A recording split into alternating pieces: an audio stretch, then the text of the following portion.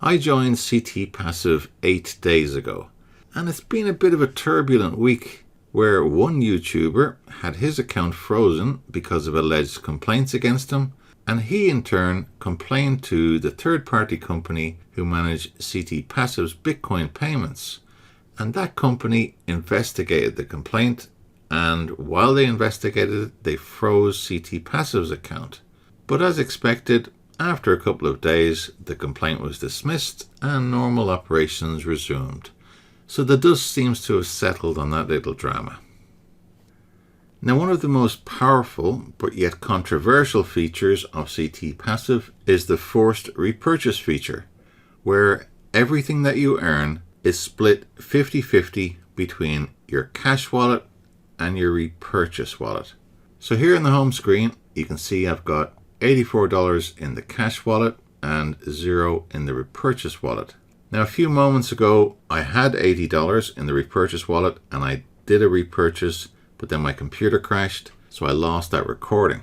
But just to show you, if I go into finance and then payment history, here's the $80 I just spent from my repurchase wallet, and you can see that I'm purchasing new positions every chance I get. Now, just to remind you, because it's important, when you purchase a new position, you really need to take account of how you're paying. So under choose payment method, it defaults to cash balance, whereas it should really default to repurchase balance, because that money is dedicated to repurchasing. That's the only thing you can do with it. Whereas with cash balance, you can obviously withdraw that or optionally purchase new positions with it. So make sure you're very clear on what you're doing with your payment method. Now, if I go back to the home screen, I just wanted to highlight something. Under current server time, it's currently 22:41.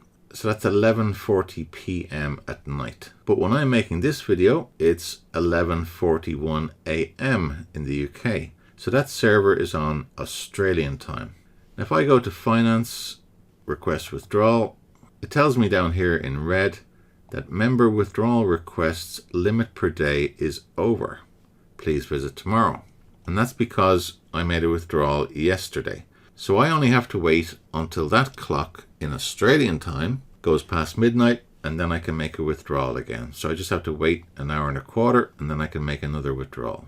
Now, if I go back to the home screen again, and I bring up my calculator, so that $80 that I used to repurchase earlier on, if I see what 0.75% of that is, and the reason I'm looking at 0.75% is because this platform pays out 1.5% per day. But there's a 50-50 split between the repurchase wallet and the cash wallet. So that $80 generates 60 cents per day. That 60 cents goes into the repurchase wallet and another 60 cents goes into the cash wallet. The 60 cents per day might not sound very much, but that adds up. And at the moment, I've got 92 positions.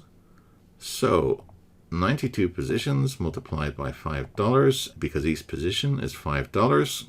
That's $460 in play.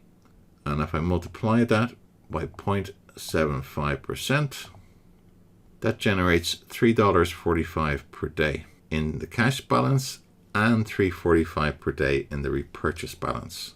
So hopefully you can see how this adds up over time, and how that forced repurchase feature is actually an incredibly lucrative option, so long as the platform survives over the medium to long term. Anyway, it's only been a week, but it's going well so far. All right, take care, guys.